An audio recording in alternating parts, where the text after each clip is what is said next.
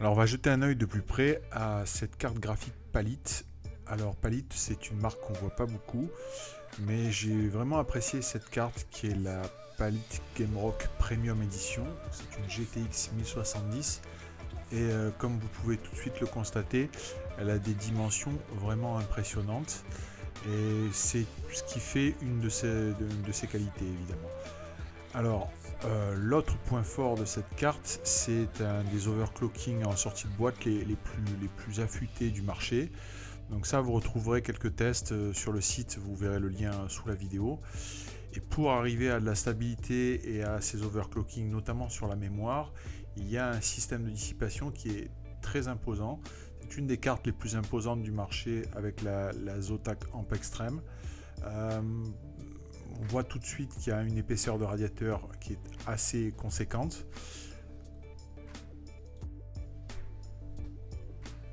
Alors je dis directement, évidemment, c'est une carte qui ne peut pas se monter dans tous les boîtiers puisqu'elle va occuper 3 slots PCI.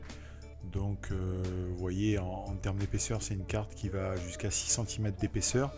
Donc carte micro ATX ou boîtier avec très peu de profondeur, attention.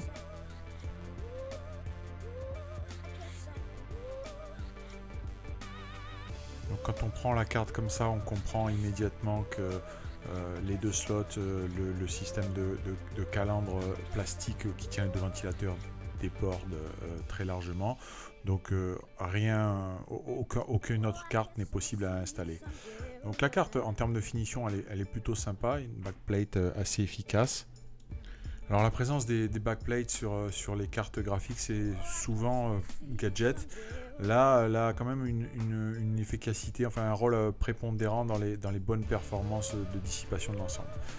Donc je vous mets côte à côte avec une GTX 1070 Founder Edition. Donc on voit tout de suite qu'on n'est pas du tout sur le même gabarit. Donc l'épaisseur, on l'a dit, la longueur, vous l'avez constaté. Ce qui est particulièrement intéressant malgré tout, c'est que cette carte est très silencieuse puisqu'elle permet de fonctionner avec les ventilateurs à l'arrêt quand elle n'est pas sollicitée et même sollicitée très fortement. Il n'y a pas de... Personnellement, en test intensif, je l'ai trouvé moins bruyante par exemple que la Founders Edition en 1080. Vous voyez la différence de gabarit. Donc oui, c'est une 1080 qui est montrée là, mais c'est le même gabarit que la 1070 en Founder Edition.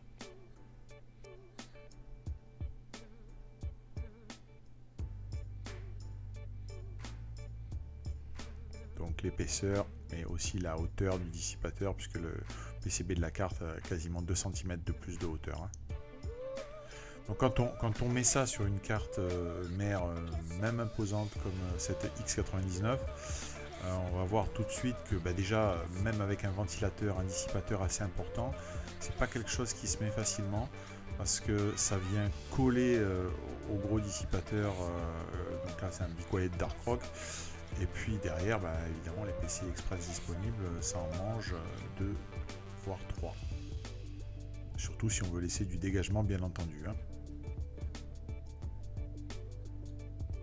Alors quand on veut l'enlever, il faut être outillé parce que le petit strap PCI Express n'est plus du tout accessible. Donc il faut arriver avec une pointe de tournevis à appuyer dessus pour l'enlever. Sinon c'est impossible évidemment de passer un doigt entre la carte et le dissipateur processeur. Donc par comparaison, on va mettre une carte, la 1080 qu'on avait tout à l'heure. Donc vous voyez, c'est pas du tout la même histoire. Vous voyez, les ports PCI Express 16X sont accessibles par comparaison avec la Gamerock. Donc au démarrage, on voit tout de suite que la carte est équipée de ce qui est très mode en ce moment, les RGB. Les ventilateurs tournent pour s'arrêter dès que la machine est en vitesse, on va dire, de croisière. Vous allez voir tout de suite. Ça tarde un peu.